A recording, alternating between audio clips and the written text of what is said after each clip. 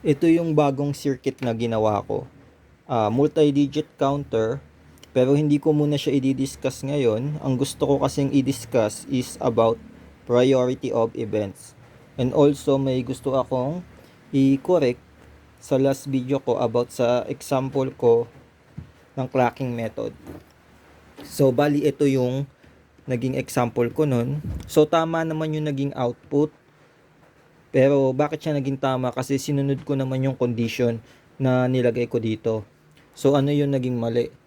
Ang naging mali is sinabi ko kasi na ito yung nasa specs ng 74LS160.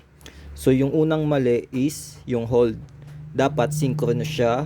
Tapos yung reset tsaka load dapat active low siya. So yun yung nasa 74LS160 na specs. Pero yung example ko kasi dito is naka-active high siya. Tapos yung ating hold is asynchronous. So hindi naman siya masasabing mali, pero hindi na to 74LS 160. So isa pang mali is ito, nilagyan ko siya ng bar dito. Ang ibig sabihin kasi ng bar na yan is active low. So ano ba yung active low? So yung active low is yung for example itong reset, pagka sinet natin siya sa low or sa zero ay mag-activate yung function niya. Pero dito sa example ko kasi naka-active high, so dapat wala siyang bar. So yun, yung pasensya na dun sa mali. So moving forward, about sa priority of events, paano ba yon? So meron ako ditong bagong example, tsaka gagamitin ko itong ating bagong circuit para dun sa priority of events. So paano? Ang tanong lang kasi doon is sino ba yung masusunod pag nagsabay-sabay yung tatlo, yung reset, yung load, tsaka yung hold, nag-activate sila sabay-sabay. So bali ito na yung sa spec mismo ng 74LS160. So tama na to. So bali ito, meron tayo ditong example. So yung count natin nagsimula sa 5. So nagkaroon ng pulse, so naging 6, nagkaroon ulit ng pulse, naging 7. So nagkaroon ng pulse galing sa reset, sa load, tapos sa hold. So sabay-sabay yung tatlo. Sino ngayon ang masusunod sa kanila? So bali gawin natin siya dito sa circuit. So itong switch number 1 natin dito is reset. Switch number 2 is yung hold. Tapos itong push button is yung load. So, testingin muna natin. So, reset. So, nag-reset. Tapos, hold. So, yan. Nag-hold yung ating count. Tapos, load. So, yun. Nag-load yung ating input. So, ayun. Gawin na natin. So, sabay-sabay dapat yung tatlo. So, yan. Mapapansin nyo, nag-reset siya. So, yung may highest authority sa tatlo is yung reset. Pero sino yung sumunod? So alam na natin yung number 1 is si reset.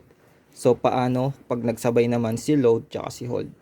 So tingnan ulit natin yung ating example. So dahil ito is nag-reset. So active pa rin yung reset. So 0 pa rin to. So dito count siya. So 1. Dito ito nagsabay na yung load tsaka yung hold.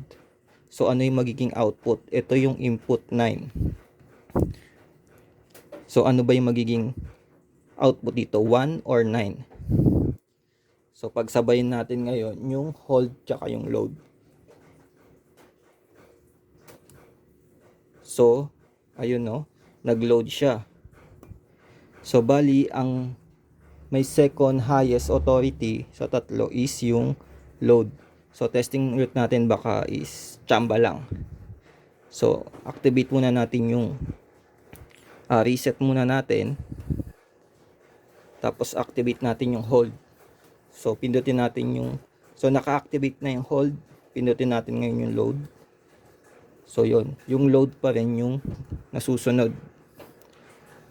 So ayun lang naman yung about sa priority of events.